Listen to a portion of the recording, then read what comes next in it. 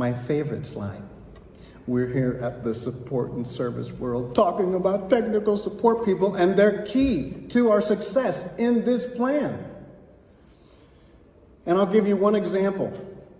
Delta Airlines in 2024, they had the CrowdStrike issue that occurred. Does anybody remember when this happened? If you were in Atlanta, I know you know about when this happened. Well, let me just tell you a few things about what happened. They were using AI-dependent scheduling, and it collapsed.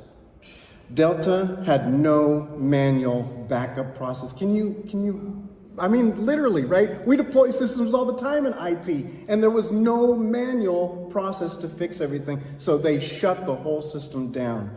And this affected 7,000 canceled flights and $500 million in revenue loss. The support teams, they didn't just do the normal stuff we do, like boot the systems into recovery mode, remove the corrupted files, and then reboot and resync to the network all of the computers, which they had to do one by one. Every system was touched by a human. They also staffed the airports during this crisis, and they helped rebook passengers, as well as they managed the backlog chaos. And this is not why I'm in tech support, but this is why we talk about just in the keynote this morning, how much we in support people. This is an exact example of what they did, which was on really ability to do something, stepping out of the box. They're on the front lines. This is the reason why support is key. They're the first to see and solve AI issues. They're the first ones to talk with customers when AI issues occur. They're the first ones to solve issues. They are the AI frontline.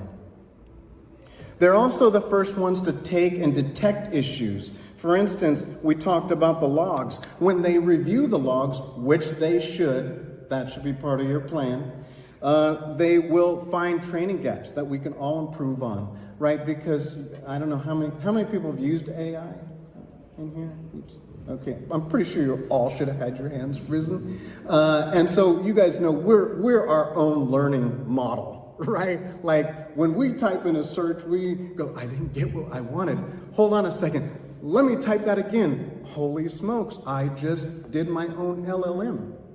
So because of that, these folks are the ones that are helping to improve that. We also know that we manage the user experience when we're in support. And this is just another element of a user experience with AI. And then lastly, obviously, we want to have feedback loops. We want to be able to provide logging and information that will increase the accuracy of the use of AI. And we all need that feedback to learn from.